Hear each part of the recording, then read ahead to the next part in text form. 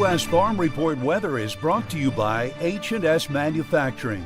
With 5 models ranging from 1,300 to the large 4,200 gallon and the ability to provide an excellent spread pattern, H&S has a Top Shot side discharge manure spreader to fit your operation.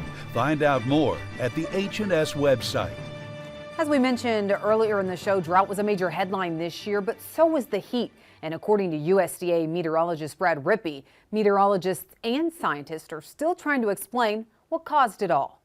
2023 was a year full of weather-related news. When we look back at 2023, I'm actually going to break heat and drought into 2 separate categories. From the intense heat in the South to the drought that parked itself across the South and Midwest.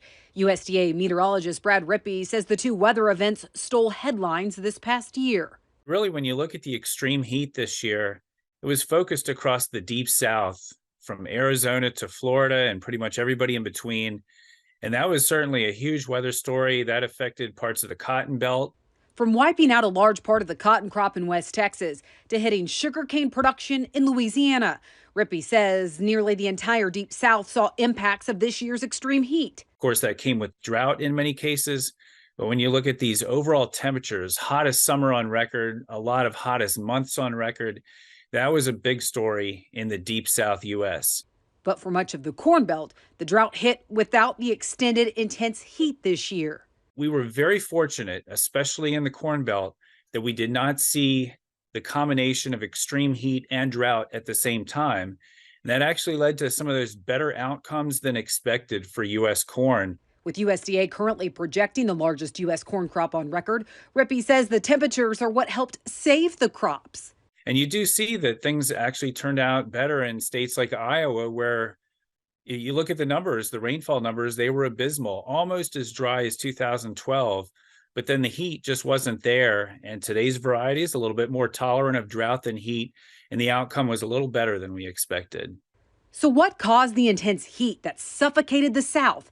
Rippey says it's still being studied, but he thinks it's tied to the major weather event that we saw this year. I will go out on a limb and say that that may have been an early sneak attack from El Niño. The reason I say that is that because we did have an early onset El Niño. It was pretty much in place by late spring, early summer. It's pretty consistent with El Niño to have a big ridge of high pressure that comes out of Central America. And at times, we've seen it before, that does sometimes extend all the way into the southern tier of the United States. He says El Niño can also be tied to the shipping crisis that wreaked havoc on exports this year. And certainly what happened in Mexico and parts of Central America. Think about the Central American drought that's causing shipping problems in the Panama Canal. A lot of that, I think, could be tied to the heat in the atmosphere related to the early onset El Niño.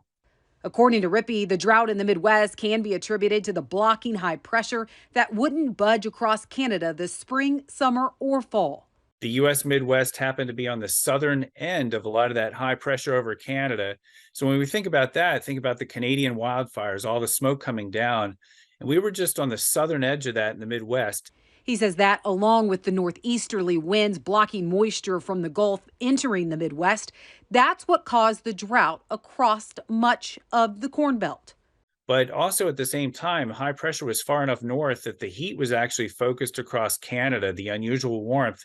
So it wasn't all that hot on the southern end of the high, but it was dry, and that led to that cool drought in the western Corn Belt. To close out 2023, he says El Niño is making a splash once again. But now that El Niño has kicked in, it's a strong event. It could be one of the strongest on record before it's done. We're seeing that influence of El Niño starting to grab a hold of the reins of U.S. weather patterns. And that's pretty normal as we head into the end of the year and certainly should continue into early 2024. So what's on tap for 2024? Well, Rippey forecasts the intense El Niño to lead to what he calls pretty profound impacts for the rest of the winter and even into spring. Those weather events impacting the markets this year. So what did we learn in 2023? Brian Splett and Tommy Grisafi join us next.